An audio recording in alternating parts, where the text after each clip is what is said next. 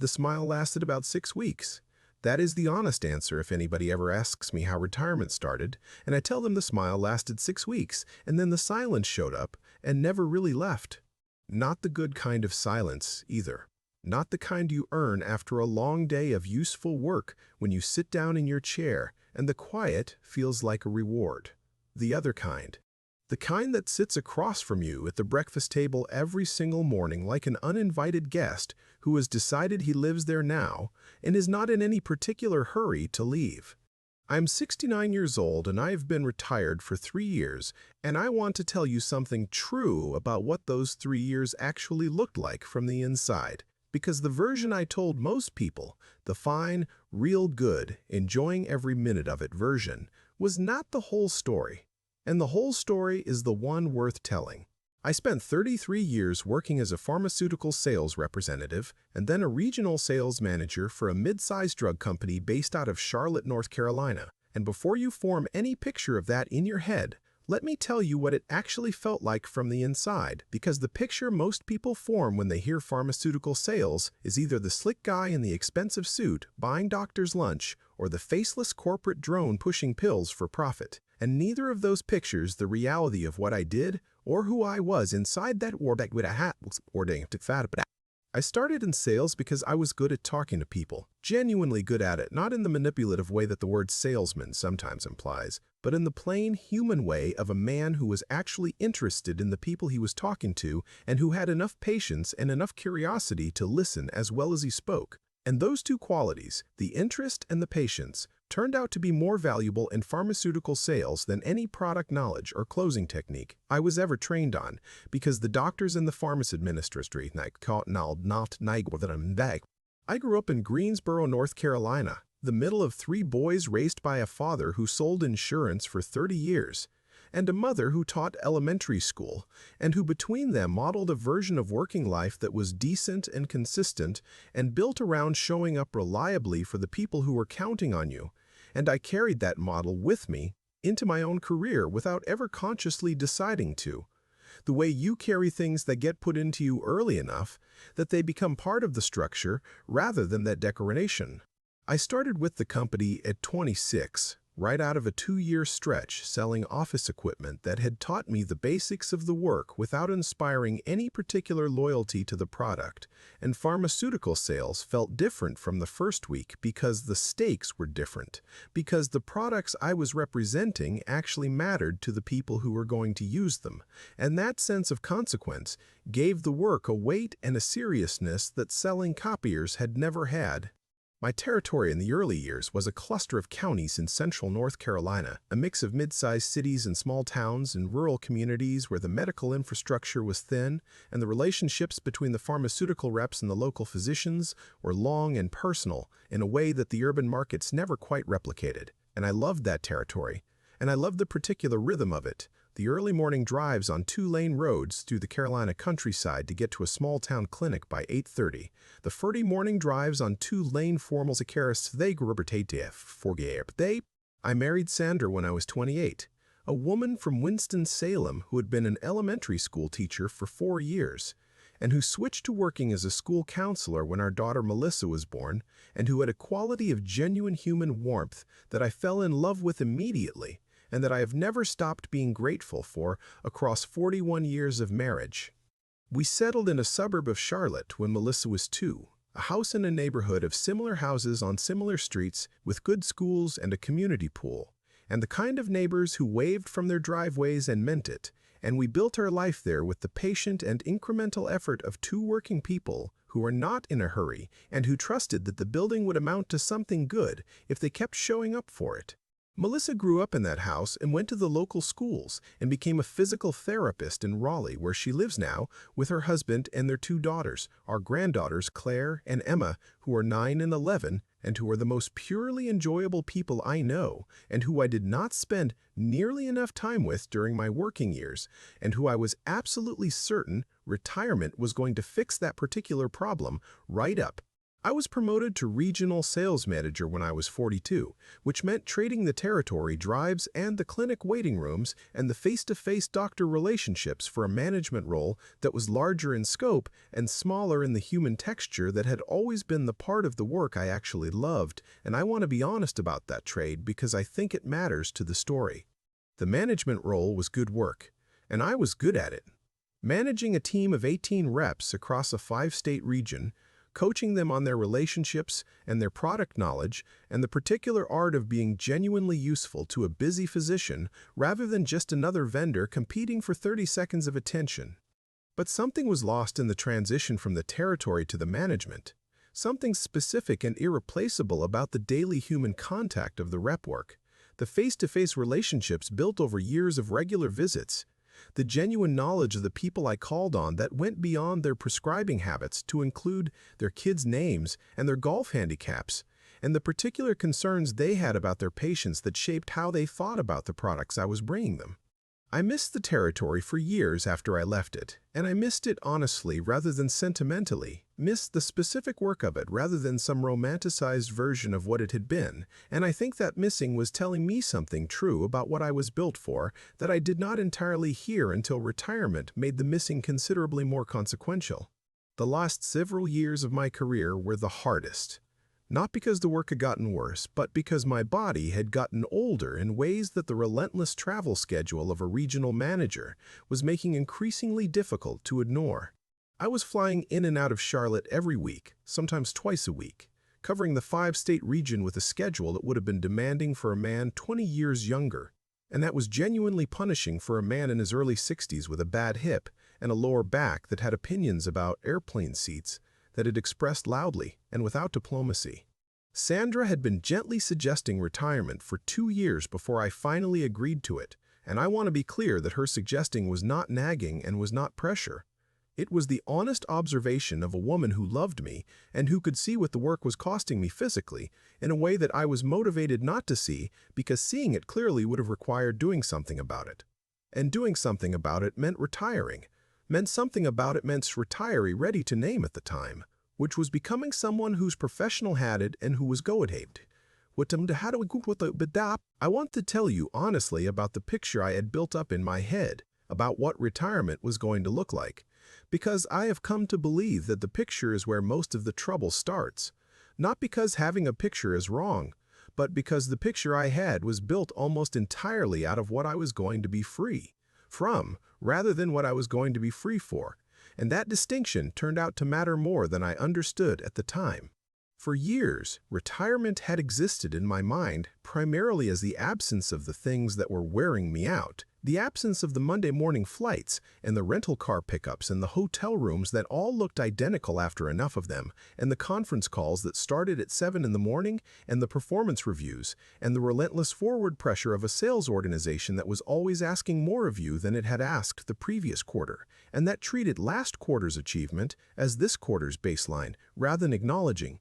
The picture of retirement was built around the removal of all of that, and the removal, when I imagined it, felt like setting down a very heavy bag that I had been carrying for a long time. And the feeling of imagining it was so reliably pleasant that I reached for it regularly during the difficult stretches of the final years, the way some people reach for a drink at the end of a hard day. Sandra and I had talked about what we were going to do with the time, the real conversations that couples have when retirement starts to feel like an actual approaching event rather than a theoretical future possibility. And the list we had built together was long and specific and full of things that I genuinely wanted to do, and that I am not going to pretend I invented just to have something to say. We were going to travel, properly and without the constraint of my work schedule, which had made real travel nearly impossible for 30 years, long trips rather than the long weekend variety. A river cruise through Europe that Sandra had been talking about since her sister did one and came back transformed by it. A trip to Alaska that I had wanted to make since reading about it in a magazine at a doctor's office sometime in my 40s and that had been on the list ever since.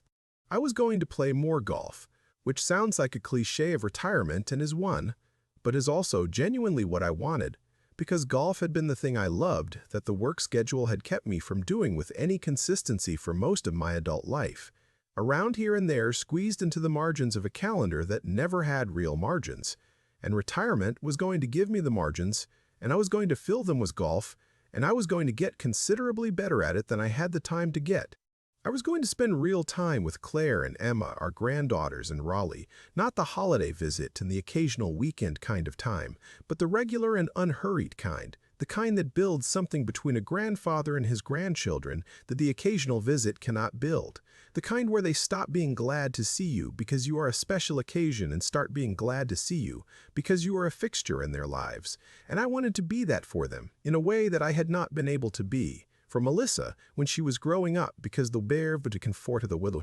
Sandra was going to retire about a year after me. She had decided to work through one more school year to finish a program she had started with a group of particularly challenging students that she did not want to leave midstream, and the plan was that I would have a year to figure out the retirement rhythm before she joined me in it, and then we would do the travel and the golf and the grandchildren thing together with the full and unhurried attention that we had been promising ourselves for years. The retirement party was a Friday afternoon thing at the regional office in Charlotte, the company flying in most of my team from across the 5-state region, and it was warm and genuine and full of the specific kind of affection that builds between people who have worked hard together through difficult things, and several of my reps said things about what my management had meant to them that I received with a gratitude that was entirely real and that I held on to for a long time afterward. My boss of 9 years gave a speech that was funny and kind in equal measure, and that referenced specific moments from our years of working together that told me he had actually thought about it rather than phoned it in,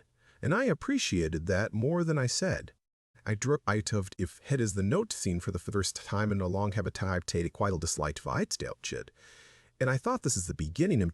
the choir head. And I did that the third before something began like a gimmick that the way he can when the midcourt like to be him called the by quiet. The first sign came on a Wednesday morning about 3 weeks into retirement, and it came in the form of a cup of coffee, which sounds ridiculous, and I understand that it sounds ridiculous, but I am going to tell it the way it happened, because the ridiculousness of it is part of the point.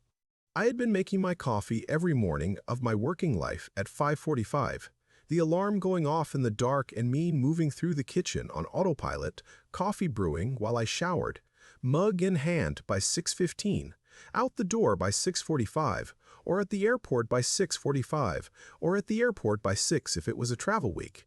And the coffee had always been functional, a delivery mechanism for caffeine rather than an experience in itself. Something that happened in the margins of a morning that it was a goalie fully could play clip.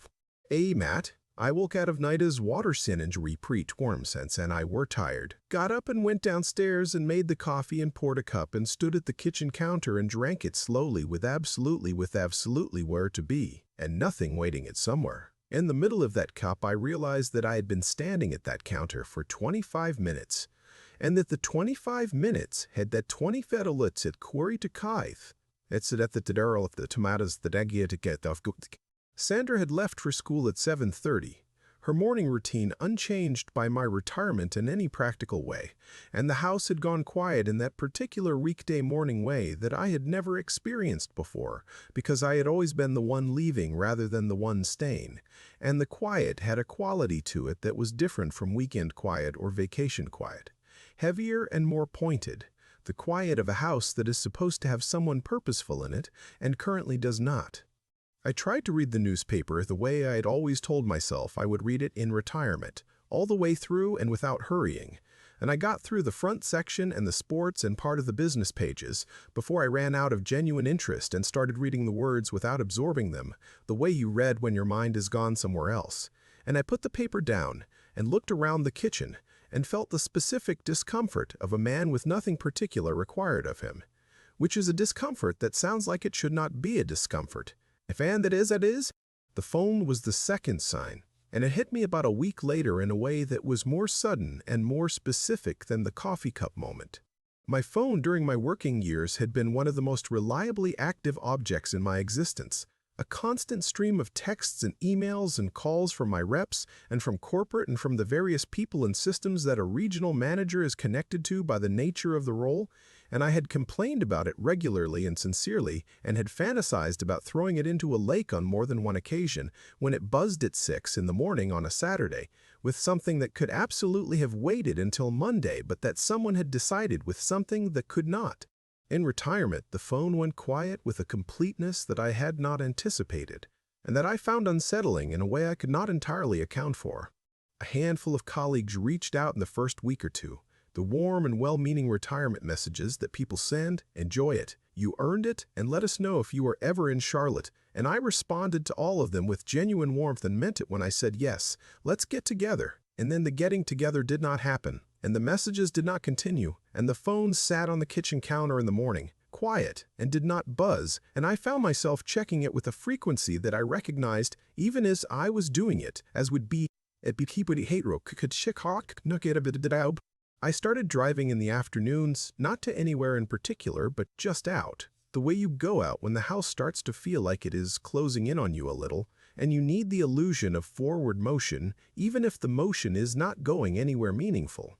I would drive through the neighborhoods and through the neighborhoods around ours, and sometimes out onto the highway for a stretch, just to feel the particular sensation of moving through something. And on one of those afternoon drives about 5 weeks into retirement, I found myself on the road that went past the regional office in Charlotte without having consciously planned to go there. And I slowed down as I passed the building and looked at the parking lot, and the entrance and the familiar glass facade, and I felt something watching. From the eye,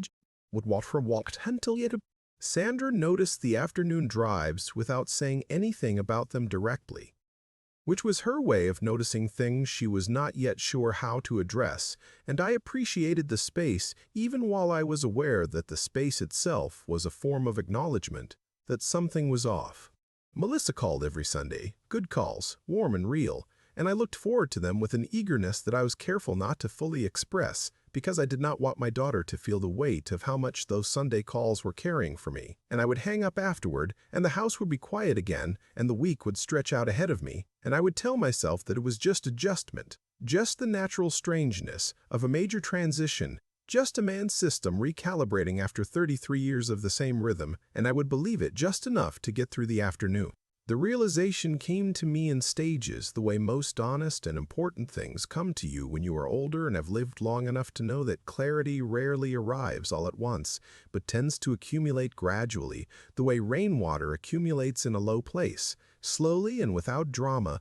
until one morning you look and realize it has become something you cannot step around anymore. The first stage happened on a Tuesday morning about 2 months into retirement, when I did something I had been avoiding doing since the day I left the company, which was to open my old work email on my personal laptop, not because I had any legitimate reason to do so, but because I was sitting at the kitchen table at 9 in the morning with the newspaper finished and the coffee cold and 3 hours between me and lunch, and I found myself typing in the address, almost without deciding to, the way your hands time Tharasol. Doliquans, there were the ease. The inbox was frozen at the last day I had accessed it, the company having deactivated my credentials at 5 o'clock on my last Friday, and I sat there looking at the frozen inbox for a moment before the screen told me my access had been revoked, and the screen telling me my access had been revoked, and the screen telling me my access had been revoked was such a plain and administrative way of saying, you are no longer part of this, that I actually laughed out loud at the kitchen table. A short and slightly hollow laugh that Sandra would have recognized as the kind I make when something funny. I closed the laptop and sat there for a minute and thought about the inbox that was continuing without me, the emails coming in and going out and the threads developing and the problems getting solved and the numbers getting tracked and the whole complex operation of a regional sales organization moving forward with the same momentum it had always had, and none of it requiring my attention or my particular way of handling the things that came up. And the thought was not devastating in any dramatic sense, but it had a weight to it that settled into me and did not lift. The second stage came about 3 weeks later at a dinner party at our neighbors Bill and Patrice Henderson's house, a Saturday evening thing with 4 other couples from the neighborhood, the kind of dinner party that Sandra and I had been going to for years, and that had always felt comfortable and easy in the way of familiar social gatherings with people you have known long enough that the conversation does not require any particular effort to maintain. I had always been good at those dinners, Good in the particular way of a man whose career had required him to walk into rooms full of people he did not know and find the conversation that worked, and the ease of a dinner party with people I actually knew had always felt like a relief after the professional social performance of the work week. But something was different about this dinner, and I noticed it early and could not stop noticing it, which was that the conversation kept returning to the professional lives of the people around the table. The way conversation does when most of the people having it are still inside their working lives, and the working life is where most of the interesting things that are happening to them are happening. Bill was dealing with a significant reorganization at his firm and was talking about it with the focused energy of a man who is genuinely wrestling with something consequential, and the other couples were engaged and asking questions, and the conversation had that live-in urgent quality that professional conversations have when the people having them are still inside the situation being discussed. And I sat at that dinner table, and for the first time in my adult life, I had nothing to contribute to that kind of conversation. Not because I lacked opinions or experience, but because my professional life had ended, and the ending of it had placed me outside the current that was running through everyone else at the table, and sitting outside that current at a dinner table with people I had known for 15 years was one of the more disorienting experiences of my retired life up to that point. Nobody was unkind about it, and nobody excluded me deliberately, and the evening was pleasant enough on the surface, but I drove home afterward with Sandra beside me feeling a specific and new kind of quiet that I did not talk about that night, but that I sat with in the dark of the bedroom after Sandra fell asleep, turning it over and trying to understand what exactly it was telling me. The third stage, the one that completed the realization and gave it its full and unambiguous weight, happened on a Monday morning about 4 months into retirement when I ran into a man named Craig Whitfield at the golf course. A man I had worked alongside for 11 years who had been one of my top performing reps before being promoted to a management role of his own in the Southeast region. Craig was there with 2 other men I did not recognize, playing a weekday round the way working people play weekday rounds when they can manage it. Squeezed into a Tuesday morning between other obligations, and he greeted me with genuine warmth and introduced me to the other 2 men, and we talked for a few minutes in the parking lot before our respective tea times. An instinct of how to approach it that came from the 33 years of exactly this kind of thing, what right with thing, what per underford sinch, wits meg it smide per breik ragen sank with cart coming and naked ragen my pin is the seed of is the very wicked miken. I played my round and played it poorly and drove home afterward and sat in the car in the driveway for a few minutes before going inside. And I thought about Craig, and about the dinner party, and about the frozen email inbox, and I understood for the first time with the full clarity of a man who has stopped arguing with something true, that what I was dealing with was not an adjustment period, and was not a temporary strangeness, and was not something that was going to resolve itself given enough time without any deliberate effort on my part. What I was dealing with was the loss of an identity that I had been building and inhabiting for 33 years, and that had ended not with any drama or failure or falling out, but simply with a Friday afternoon party and a fruit basket from corporate and a frozen email inbox, and the identity was gone, and I was going to have to figure out who I was without it, and I had absolutely no idea yet where to start. I want to try to describe what the days actually looked like during that period, because I think the honest description is more useful than the summary, and because I believe anyone who has been through something similar will recognize the specific texture of it even when the surface details are different from their own experience.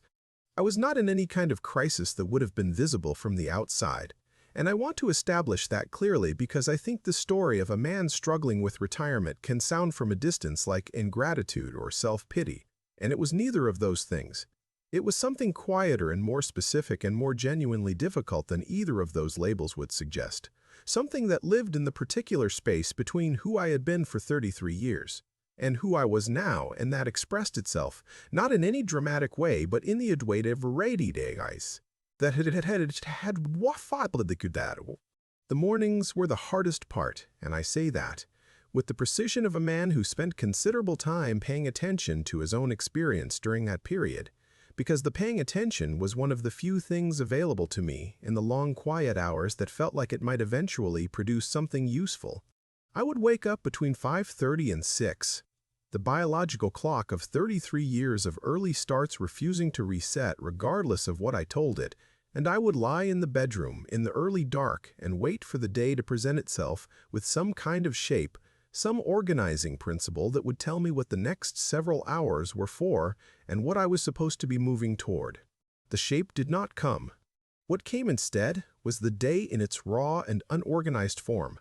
open and available and entirely indifferent to whether I engaged with it purposefully or not, and I would get up and go through the motions of a morning, the shower and the coffee and the newspaper, and by 8 o'clock I would have exhausted the morning's available activities, and the rest of the day would be sitting there in front of me, like a very long and very flat road with no particular destination visible at the end of it. Sandra left for school every morning by 7:30, and the house would go quiet in that pointed weekday way, and I would stand in the kitchen with my second cup of coffee and look out the window at the backyard and try to figure out what I was going to do with myself until she came home in the late afternoon, which was a question that should not have been as difficult as it was for a man who had always considered himself reasonably resourceful, and that was, during those months, genuinely one of the harder problems I faced on a daily basis. I played golf 2 or 3 times a week, which helped in the physical sense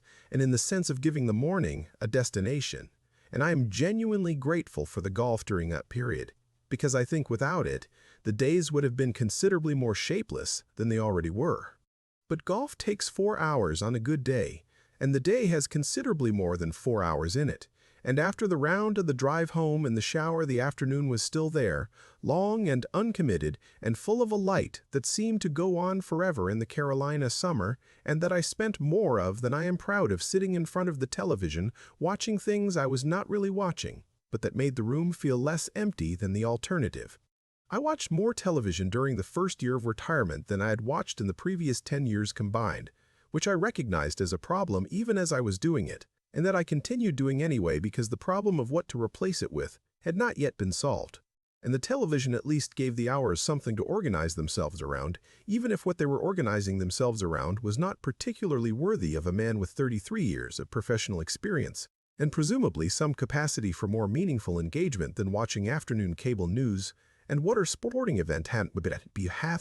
The awareness of my own aging intensified during this period in a way that I attribute directly to the removal of the forward momentum that work had always provided. My hip had been giving me trouble for a couple of years before I retired, and the retirement had not fixed it the way I had vaguely assumed that rest and reduced stress would fix it. And the morning stiffness and the particular complaint of the hip on the stairs and the way I had to think about getting up from low chairs in a way I had never had to think about it before were all more present to me in the quiet of the retired days than they had been during the working years when I had been too busy and too focused outward to pay them much attention. I was aware of my body in a new and more intimate and less comfortable way. Aware of it as something that was aging on its own schedule, with its own requirements and its own opinions about what I could and could not ask of it, and the awareness had an emotional quality to it that was not exactly fear but was in the same county as fear, a recognition of physical limitation that the busyness of the working years had always kept at a manageable closer. I felt invisible in the specific and consistent way that retired men feel, invisible when they are no longer embedded in any professional or social structure that signals their relevance to the world around them. And I want to say something honest about this invisibility, because I think it is one of the most reliably underestimated aspects of the retirement transition, and one of the least talked about. During my working years, I had moved through the world with the natural confidence of a man who knew his place in it. Not arrogance, I hope not arrogance, but the straightforward self-possession of a man who has a role and fills it well, and whose presence in rooms and conversations is organized around that role in ways he does not have to think about or manufacture. In retirement, that self-possession thinned out in a way that was gradual and then suddenly very noticeable, and I began to experience public spaces, the grocery store and the bank and the doctor's waiting room and the golf course pro shop, as places where I was simply an older man with time on his hands, unremarkable and interchangeable, and the world moved around me with the efficient indifference it shows to anyone who is no longer visibly engaged in anything the world considers consequential. The nights had their own particular difficulty, a wakefulness that came on in the small hours when the day's distractions had cleared away and left me alone in the dark with the honest and unsoftened version of my own thoughts, and the thoughts that came in those hours circled around the same territory without resolution. The question of what the rest of my life was organized around, what the thing was that gave the days their forward direction and their sense of genuine consequence, and the not having an answer to that question sat with me. And the quiet, there is a kind of thinking that retirement makes possible, and that the forward motion of a working life makes nearly impossible. A slow and honest return to specific moments and choices and the people who were shaped by them. And retirement gave me that thinking in quantities I had not asked for and could not always manage with the equanimity I would have preferred. I had spent 33 years moving forward with the focused momentum of a man who believed that the providing and the building and the showing up professionally were the primary expressions of what it meant to be a good husband and a good father, and I do not entirely disagree with that belief even now. But I understand it differently than I used to, understand it with the additions and the qualifications that can only come from standing on the other side of it, with enough quiet and enough time to look at it honestly. Melissa is 42 now, and she is a genuinely impressive person, capable and warm and a wonderful mother to Claire and Emma. And I am proud of her in a way that goes beyond the ordinary parental pride into something more specific and more earned. Proud of who she became, rather than just proud that she became someone. But I think about her childhood, and I think about the specific texture of my presence in it, and I want to be honest about what that presence actually looked like from the inside of it rather than from the comfortable distance of a father's retrospective self-assessment, because the comfortable distance tends to smooth over things that deserve to be looked at more closely. Melissa was 10 years old, the summer I was promoted to regional manager, and the promotion came with a travel schedule that roughly doubled what I had been doing as a territory rep. And that summer was the beginning of a period of several years during which I was home considerably less than I had been before, and during which Melissa was at an age where a father's presence mattered in ways that I understood intellectually at the time, and that I understand with considerably more weight now. I was there for the important things, the birthdays and the school events, and the holidays and the moments that get remembered and photographed and put in albums, but I was not there for the ordinary things. The Tuesday afternoons and the Saturday mornings and the random weekday evenings when nothing particular was happening and nothing particular was required except a father who was present and available and not mentally halfway to the airport.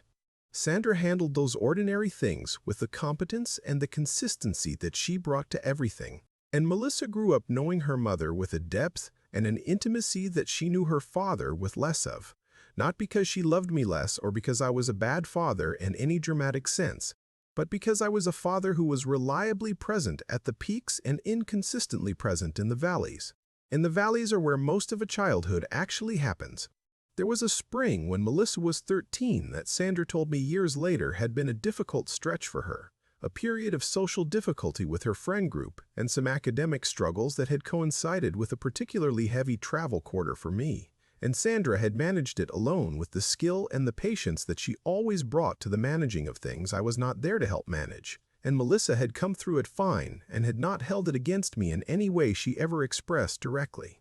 But I think about that spring sometimes, about the 13-year-old version of my daughter navigating something hard without her father available in any consistent way, and I feel the weight of it in a way that the forward motion of the working years never gave me sufficient stillness to feel properly. Sandra is the other place where the honest accounting settles with the most weight, and I want to talk about her carefully and honestly because she's the best decision I ever made, and because what I have to say is not a criticism of our marriage, which has been genuinely good and which I value more than I know how to say, but an honest acknowledgement of what I asked of her for 33 years without always recognizing that I was asking. Sandra built her life around the edges of my schedule for 3 decades, arranging arrive in Ellet. Rand arrive in a Wurg are in the air more weeks than not during the peak years, and she did this without complaint and without any sustained resentment that I was ever aware of, which is either a testament to her genuine contentment with the arrangement or in testament to the degree to its testament that I seft to both in generation.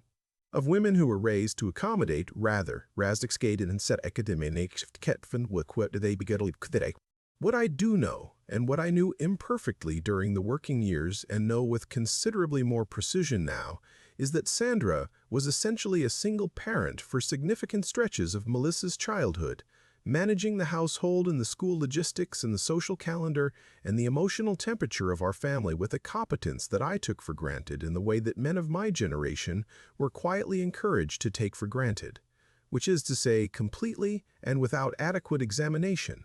She has said things to me during the honest conversations that the slowness of retirement has made more possible between us, said them without bitterness and without the tone of grievance that would have made them easier to deflect. Things about what it felt like to hold everything together alone while I was in a hotel room in Atlanta or a conference room in Raleigh, building a career that provided well for us financially and cost us something in other currencies that we did not always acknowledge at the time. I received those things as honestly as I could and did not argue with them because they were true, and arguing with true things has never been a habit I was proud of, even when I was capable of it, and I sat with what she said in the way that you sit with things that are both fair and painful, letting them have their full weight without being crushed by it, because being crushed by it would be a form of making it about me, and it was not about me, it was about her, and she deserved to have it be about her for as long as she needed it to be. Somewhere around the 7-month mark, I had a conversation with myself that was long overdue and that I had been avoiding with the practiced skill of a man who had spent 33 years staying busy enough that the conversations he did not want to have with himself never quite found the opening they needed.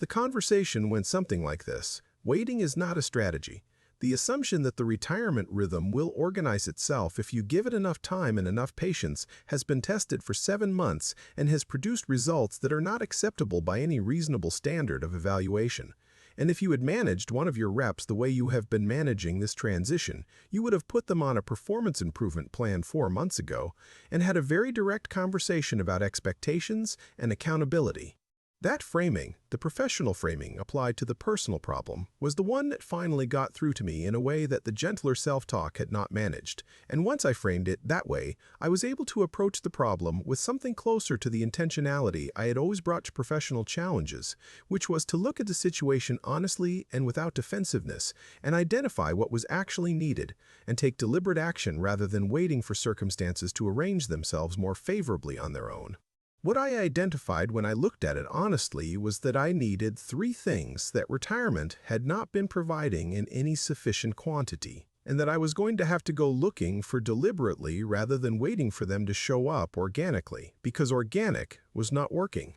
I needed genuine engagement, the kind that requires your full attention and produces something real at the end of it. Rather than the half-engagement of a man watching television, he is not really watching or playing golf with his mind somewhere else. I needed regular human connection that was not contingent on Sandra's schedule or Melissa's Sunday call, consistent contact with other people that gave me somewhere to be and someone to be it with on a regular basis. And I needed to feel useful in a way that was real and direct and connected to something outside the walls of my own house. Useful to something or someone that would be genuinely worse off without my specific contribution, because that specific kind of usefulness had been the invisible organizing principle of my professional life for 33 years, and its absence was the thing underneath all the other things I had been struggling with, and that I had not been naming clearly enough to do anything useful about. The first deliberate thing I did was join a mentoring program through the local Chamber of Commerce that matched retired business professionals with small business owners who were navigating challenges that required the kind of experience and perspective that only comes from having been inside the work for a long time. I signed up for 2 mentoring relationships, one with a woman named Diane who was running a small medical supply distribution company and who was dealing with a sales team management problem that I recognized immediately from my own early years as a manager, and one with a young man named Patrick who had started a healthcare staffing agency and who needed help thinking through his growth strategy in a way that required someone who understood both the sales dimension and the operational complexity of scaling a service business. I want to tell you honestly what those mentoring relationships did for me, because I think the honest version is more instructive than the modest version that would understate it. They gave me back this specific feeling of being in a room where my experience was the thing that was needed, where the particular combination of knowledge and judgment and pattern recognition that 33 years of professional life had built in me was genuinely and directly useful to someone who was trying to figure something out and who was better off for having access to it, And the return of that feeling was like the return of something I had not realized was structural until its absence had made the whole thing feel like it was listing to one side. Diane's sales team problem was solved over the course of about 6 sessions, using an approach that I had developed intuitively over years of managing similar situations and that I was able to articulate clearly for the first time because explaining it to someone else required me to examine it consciously rather than just doing it, and watching Diane implement the approach and seeing it produce results was one of the more satisfying experiences of my retired life. Up to that point, disproportionately satisfying relative to the pat point with this be that point. Sandra noticed me to it ended one evening for like myself than I had in months. And I thought about that and recognized it as accurate, and thought about what had changed and understood that what had changed with quality many basenalt. And work is bringing the genuine experienced attention to someone else wasn't struggling with the mime. During the hit which ain't perk terpihita vet, the core were the curdated, what it would have been vema de folte, but it had been very charcut as a vedrid. I also started walking every morning with a neighbor named Frank DeLuca, 68 years old, retired contractor who had been retired for 2 years, and who had developed a morning walk habit that he mentioned one afternoon over the back fence in the offhand way that people mention things they are genuinely glad to have and that would welcome company in. I started joining Frank on Tuesdays and Thursdays, and the walks extended naturally from 30 minutes to 45 to an hour as the conversation found its depth, and Frank turned out to be one of those people who had figured out something about the retirement transition that I was still working on, some accommodation between the man he had been at work and the man he was now that had produced a settled and genuine quality in him that I found both reassuring and instructive. We talked about the work we had done and the work we missed and the work we did not miss, and the particular difficulty of being a man whose identity had been professional for so long that the retirement of the profession felt like a retirement of the self. And those conversations on Tuesday and Thursday mornings became some of the most genuinely useful hours of my week in a way that I had not expected from a walk around the neighborhood with a retired contractor, and that I was grateful for with a specificity that surprised me. I cannot point to a single morning and tell you that was the day things shifted, because it did not work that way for me, and I suspect it does not work that way for most people who are moving through something this fundamental, the clean turning point being mostly a story we tell afterward to give the journey a shape that is more navigable in the telling than it was in the living. What I can tell you is that sometime in the second year of retirement, gradually and without any announcement, the mornings began to feel different in a way that I noticed first as an absence of something rather than a presence of something. Specifically, the absence of that flat, deflating sensation that had met me every morning for the better part of a year when I woke up and remembered that the day had no particular claim on me and that I had no particular claim on it. The feeling did not disappear entirely, and I am not sure it ever will entirely, but it thinned out and became less constant and less heavy, began to show up on some mornings and not others, rather than every morning with the reliable persistence of something that has decided it belongs there. And the mornings when it did not show up had a quality to them that I want to try to describe accurately, because I think the accuracy matters more than making it sound like more of a resolution than it actually was. Those mornings did not feel triumphant or dramatically different from the difficult ones in any obvious way. They felt ordinary in a way that was different from the painful ordinariness of the first year,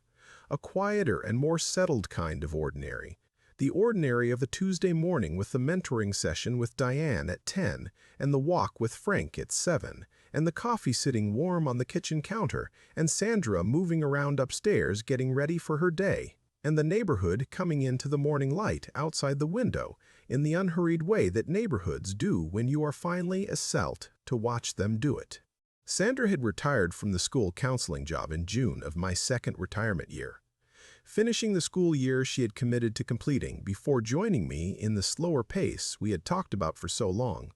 And her retirement changed the domestic landscape of our days in ways that were both easier and more complicated than I had anticipated. Easier, because her presence in the house gave the days a companionship they had been missing, and more complicated because two people who have been running on separate schedules for 33 years do not automatically buy a dad hate, but no kivels. We navigated it with the patient good humor of two people who have been together long enough to know that most things can be worked out if you are willing to be honest about what you need and flexible about how you get it. And by the fall of that second year, we had found a shared rhythm that felt genuinely good. The morning walks and the coffee on the porch and the errands done together and the evenings that had a warmth and an ease to them that the working years had not always allowed.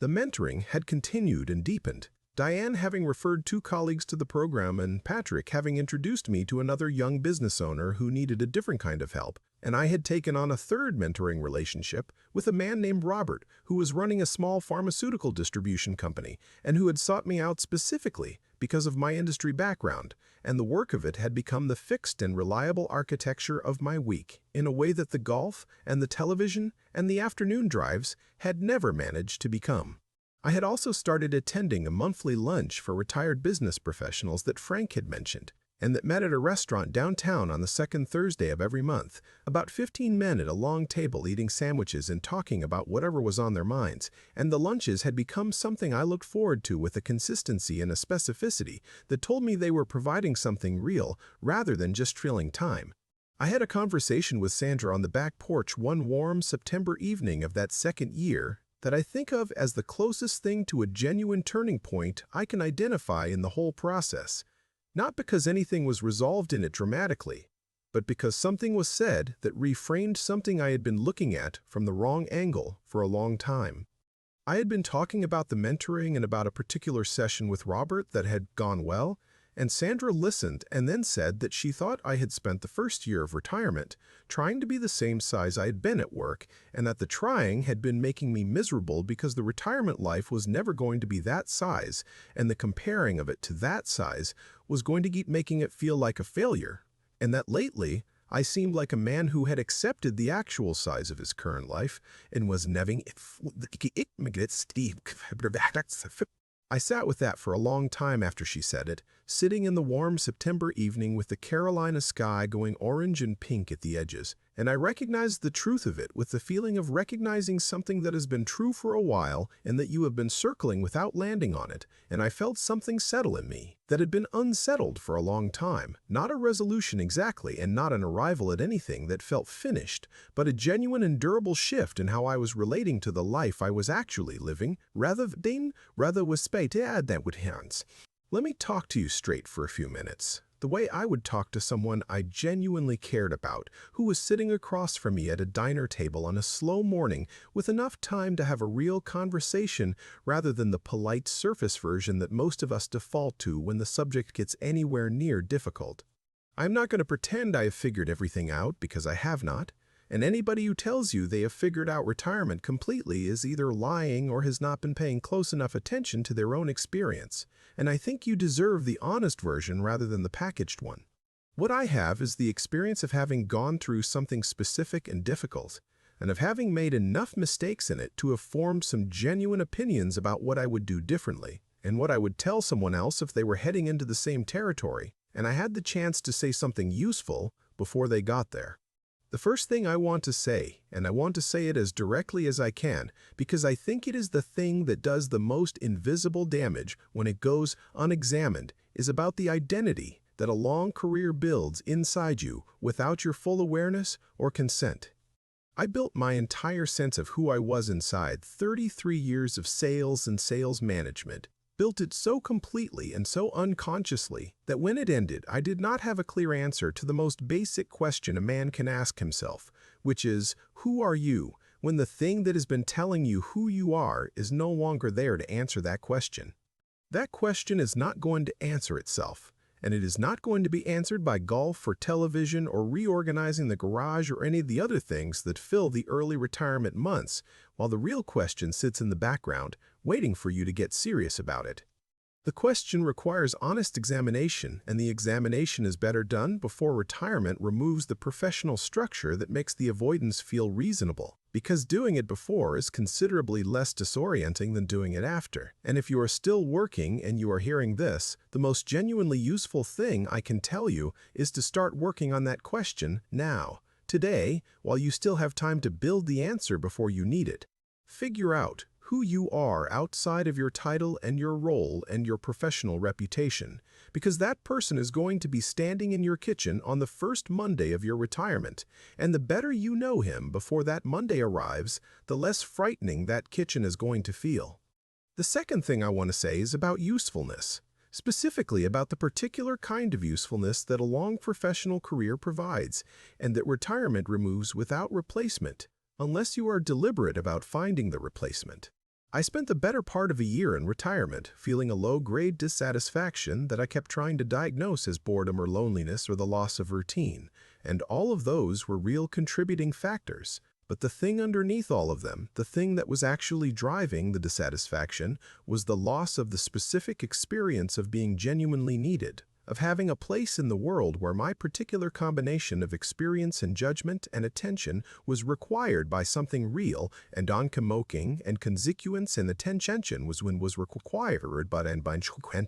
amber. That experience had been provided automatically by the job for 33 years, and when the job ended, the experience ended with it, and I had not replaced it, and the not replacing it was costing me more than I recognized for a long time, because I did not have a clear enough name for what was missing to know what to go looking for. If this sounds familiar, if you are in retirement or approaching it and the thing I am describing sounds like the thing you are carrying, then what I would tell you is to go find the thing that makes you genuinely and directly useful to someone who is not going to be fine without you, not useful in the manufactured way of a project you invented to fill the time, but useful in the real way of a person whose specific experience and specific attention make a genuine difference to another person's actual situation. It does not need to be large in scale, and it does not need to look anything like the career that provided the usefulness before. It just needs to be real, and real is something you will know when you find it, because the mornings that contain it will feel different from the mornings that do not. The third thing is about connection, and I say this as a man who is naturally somewhat self-sufficient and who had to learn the hard way that self-sufficiency in retirement, if it is not actively managed, becomes something lonelier and more isolating than you intended. The professional world provides human connection automatically and abundantly, and most of us do not fully appreciate that provision until it is gone, and when it goes, you have to rebuild the connection infrastructure from scratch with conscious effort and more initiative than most of us are accustomed to bringing to our social lives, because for most of our working lives, the social situations came to us rather than requiring us to go to them. Find your Frank, the person you walk with on Tuesday mornings or have coffee with on Thursday afternoons, the person who is far enough outside your immediate family to provide a different kind of conversation and close enough to your own experience to actually understand what you are talking about. Because that person is worth more to the quality of your retired daily life than almost any other single factor I can point to from my own experience. And the finding of that person requires showing up for things even when the quiet house argues against it, and the quiet house told the now to doubt.